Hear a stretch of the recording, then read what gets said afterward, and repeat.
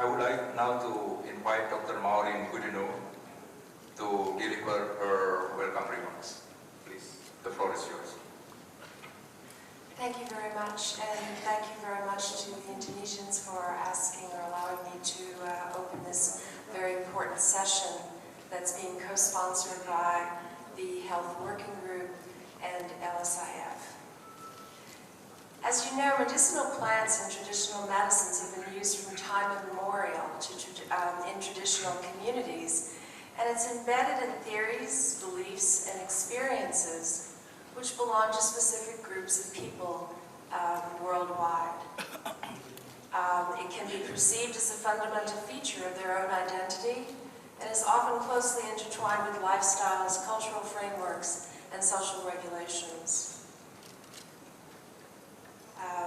Communities turn to traditional medicine mainly because it's close at hand, it's affordable, it's readily available, and consistent with indigenous cultures or ethnic groups.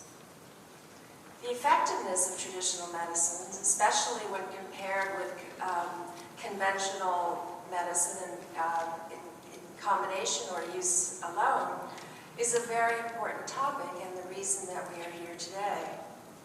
For example, it's estimated that the global market of herbal medicines alone is currently worth more than $60 billion US, and this is continuing to grow steadily. So the topic of traditional medicine and the economic value it brings is a very important aspect of the APEC agenda and sets the stage for the meeting today. So we welcome you all and thank you very much.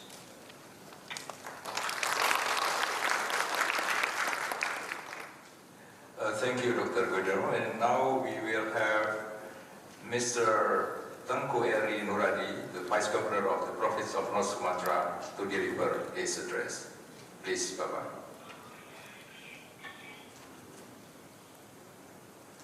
Yang saya hormati Dr. Trihono, Kepala Badan Penelitian Pengembangan Kesehatan Kementerian Kesehatan Republik Indonesia.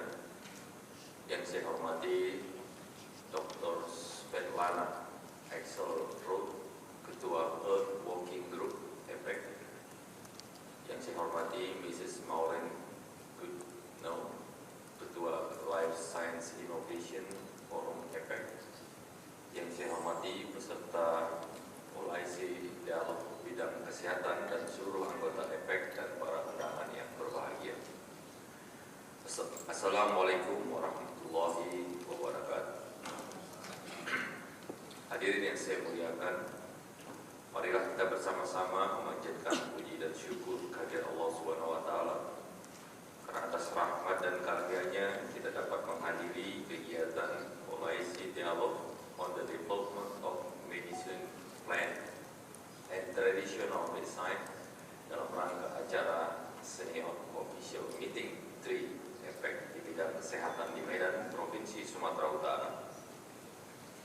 Saya ingin menggunakan kesempatan yang membahagiakan ini untuk menyampaikan ucapan selamat datang di Kota Medan, Provinsi Sumatera Utara kepada para peserta OIC Dialog Bidang Kesehatan dari seluruh anggota APEC dan para undangan sekalian.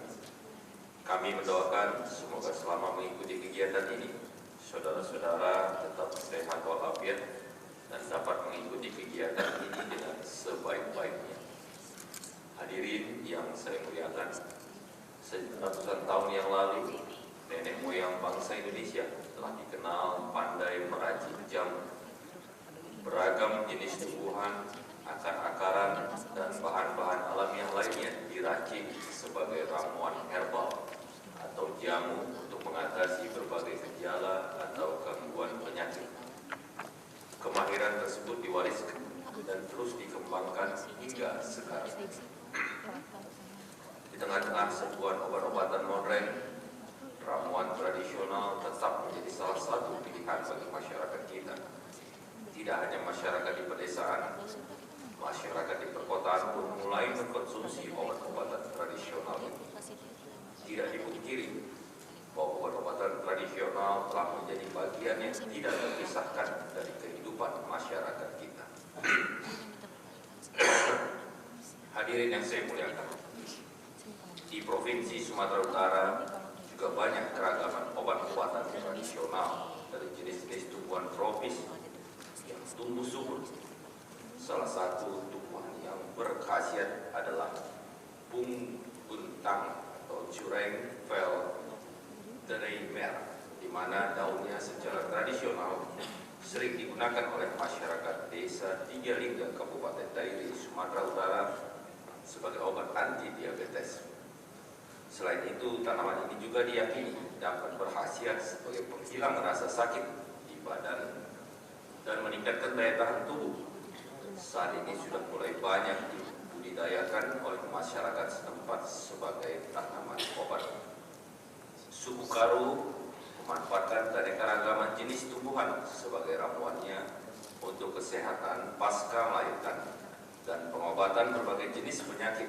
Okok merupakan salah satu spa tradisional Sumatera Utara yang menggunakan jenis-jenis tumbuhan yang dikenal atau dipercaya masyarakat Karo mempunyai khasiat pengobatan. Kita menyadari bahwa obat tradisional sampai saat ini belum seluruhnya dikembangkan secara optimal. Belum semua jenis tanaman kita ketahui manfaat dan khasiatnya secara spesifik. Oleh karena itu, perlu dilakukan penelitian mengenai khasiat tanaman obat dan pengembangan fitofarmaka dan obat herbal terstandar untuk meningkatkan kualitas produk herbal untuk obat-obatan yang dihasilkan menggunakan bahan baku dan diolah sesuai standar. Dengan pengemasan yang menarik agar dapat bersaing di pasar regional maupun global, sehingga dapat menjadikan peningkatan potensi ekonomi perdagangan dan investasi di Indonesia. Patut kita syukuri bahwa gaya hidup sehat pada masyarakat untuk menggunakan produk yang berasal dari alam semakin banyak. Oleh karena itu, herbal atau jamu dan obat-obatan tradisional perlu didorong untuk menjadi salah satu pilihan pengobatan dan dapat menjadi komoditi unggulan untuk bisa menggalang kerjasama yang konkret dengan semua negara peserta delegasi sehingga dapat meningkatkan hubungan ekonomi internasional. Hadirin yang berbahagia, atas nama pemerintah dan masyarakat Sumatera Utara, saya menyampaikan apresiasi dan ucapan terima kasih yang sebesar-besarnya dalam penyelenggaraan kegiatan ini. Semoga pertemuan ini akan memperkuat pertumbuhan ekonomi dan dapat meningkatkan kesejahteraan di Asia Pasifik. Sekali lagi, selamat datang di Provinsi Sumatera Utara dengan keragaman budaya wisata seperti Danau Toba yang sangat terkenal dan bermacam-macam kuliner yang enak dan patut untuk dinikmati. Akhirnya, dengan mohon ridho dari Allah Subhanahu wa Ta'ala serta mengucapkan Bismillahirrahmanirrahim, kegiatan APEC Policy Dialogue on the Development of Medicine, Plant and Traditional Medicine dalam rangka kegiatan SOM 3 APEC saya nyatakan dibuka dengan resmi. Semoga Allah Subhanahu wa Ta'ala senantiasa melimpahkan rahmat dan hidayahnya kepada kita semua. Terima kasih. Wassalamualaikum warahmatullahi wabarakatuh.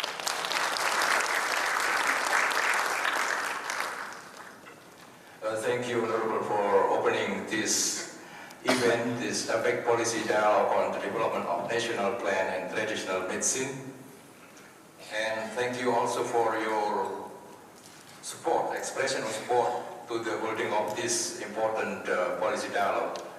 As the first speech on the issue itself, I would like to invite Dr. Triyono, the Director General of National Institute of Health Research and Development, the Ministry of Health of Indonesia, to deliver his keynote speech. Please, the floor is yours.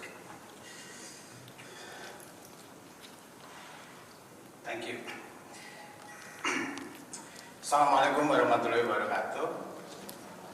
Your Excellency Governor of North Sumatra Province, Your Excellency I.F. Chan, Mr. Guzman, distinguished resource person and distinguished guests, ladies and gentlemen. First of all, let's pray to God, to our Lord, who has given His grace and His blessing, so that this APEC meeting can be conducted in Medan, and I hope it will be success. I would like to start with the healthy paradigm in our public health perspective. There is 5 level of prevention according to level and CRAC. We have health promotion, specific protections, early diagnosis and prompt treatment, and also disability mitigation and then rehabilitations. I think there is a different role. Conventional medicine mainly to the lower, so early diagnosis, disability and rehabilitations. But traditional medicine mostly in the preventive and promotion action. So that way, if we can integrate it, we can in the complementary approach, I think it will be very helpful for the people. We can get a better care for the people and for the world. So let's try to make it balanced and move on together side to side like this. How about in our country? We have a lot of high biodiversity, more than 7,000 species used in hemp, the traditional hemp. And also we have a good support from our President Susilo Bambang Yudhoyono. He gave very high support to improve the traditional medicine in Indonesia. So that's why our Ministry of Health and then with Research Center for Indonesian Traditional Health. We call it traditional health, not traditional medicine, because in Indonesia, the traditional medicine more for health, not for the curative. So we change it in the term, it is Indonesian traditional health. It's our data in 2010 about the consumption of the traditional herb in Indonesia. Almost 60% ever drink the jamu, because jamu is traditional herb in Indonesia. And most of them, it is about the French, and about 5% every day they took jamu. So it is very high, I think, because it is every day. Almost 5% every day they drink jamu. And how about the effect of the jamu? Most of them said that they have a good impact on their health. So that's why it's very good information for us that traditional medicine have a very high role in the health development. And after that, we designed the track of medical plan research and development. So we have 3 tracks like this. The first one is we will research about what is the active ingredient, and then it will be developed to be a drug, and then integrated to health services. The second, we call it jamu scientifications. We want to make evidence base for the jamu, and then after evidence base, we can integrate and complementary medicine to the conventional health services like this. And the third one is jamu versus jamu, practiced by the traditional health healer, and we call it a traditional health services. For the first, for example, we have an art machine, so we can make anti-malaria drug from the herbal to the modern drug like this. The second track, for example, is the jamu scientifications. It's based on the health minister regulations. So we make a national committee of jamu scientifications.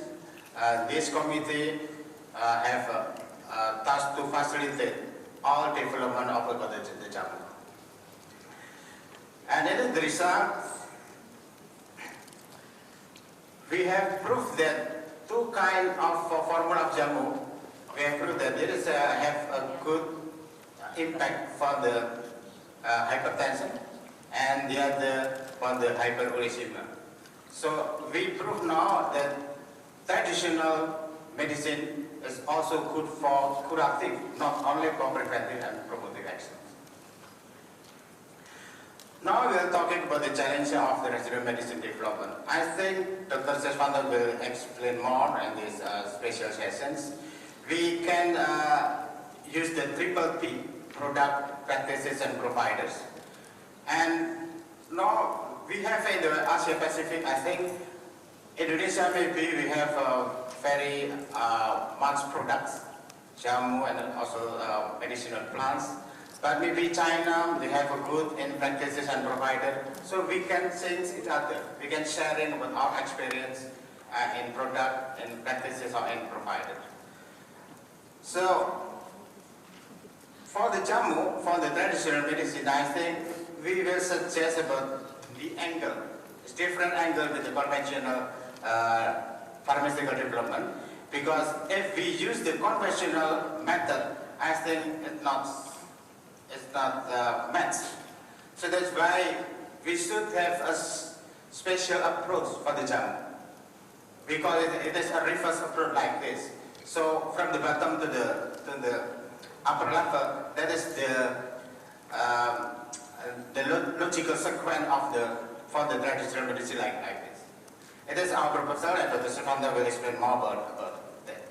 So that's for the research approval jamu certification, I think, because it has been used for many years ago, so that's why we can move directly to the phase 2 of the clinical trial. It is our proposal like that. But if it is a new formula, it should be from the preclinical like this. How about the economic challenges? It is the data from Ministry of Industry. The onset of the traditional medicine and the cosmetic industry is increasing. And also about in the global level, I think many countries still have a lot of percentage of the population uses the herbal medicine like this. It is the several data about that. And this is the data about the member states who reporting having regulations for the traditional medicine.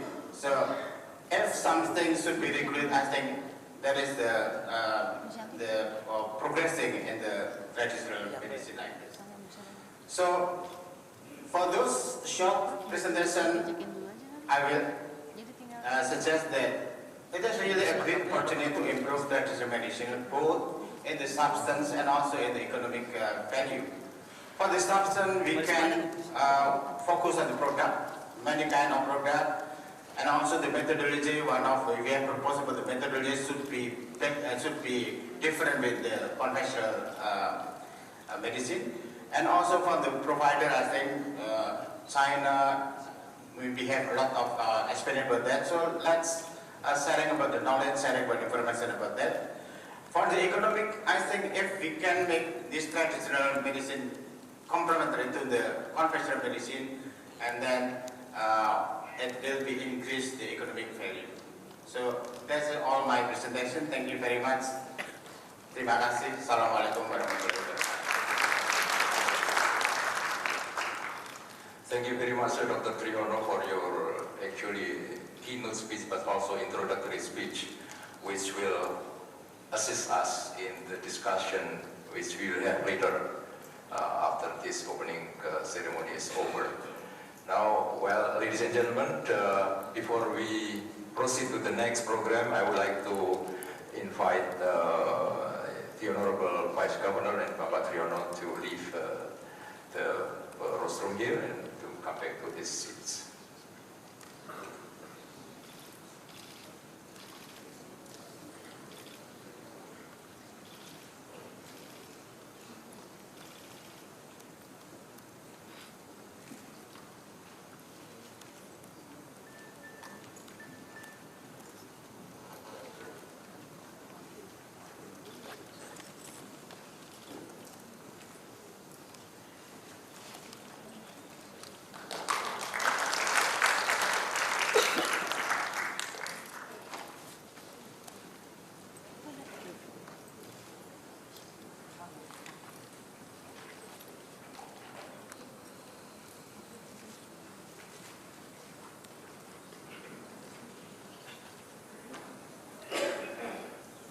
Ladies and gentlemen, let's now start with the next plenary one, with the next program consisting of the plenary one, overview of global demand and supply on traditional medicine, complementary alternative medicine, for which I would like to invite Professor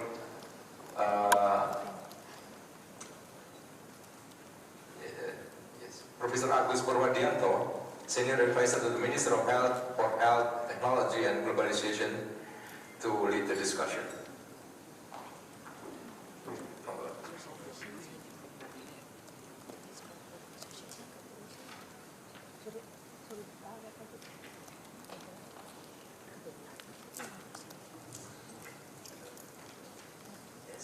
Very good morning of you all, dear distinguished guests and ladies and gentlemen. We would like to proceed with the session 1, and then in this session I would like to invite Professor Purwito, please come forward, and then the other speaker is Mr. Nyoto Wardoyo. Is he right here? Okay. And then the third speaker is Mr. Lin Guanghuang from Chinese Taipei.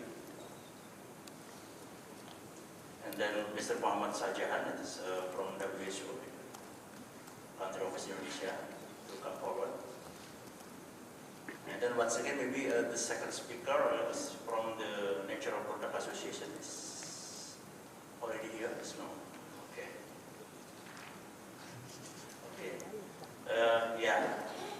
So in this beginning session, we would like to hear from many speakers already here. The session about the overview of global demand and supply of traditional medicine, complementary alternative medicine, and due to the technical reason, because of the first speaker would like to catch the flight, so hopefully after this first speaker, if there are any question, please the audience raise, and then the speaker will answer, and then we proceed with the other speakers. Okay, I think we should begin with the first speaker, Professor Purwito. He's the professor from the Faculty of Medicine, University of Erlangga, and he used to be a rector of this famous university in Surabaya, Indonesia. Please come forward, and the floor is yours. Thank you, Mr. Agus, as moderator. I would like to thank firstly to the organizing committee for inviting me to this wonderful meeting, and I would like to talk about some enrichment methodology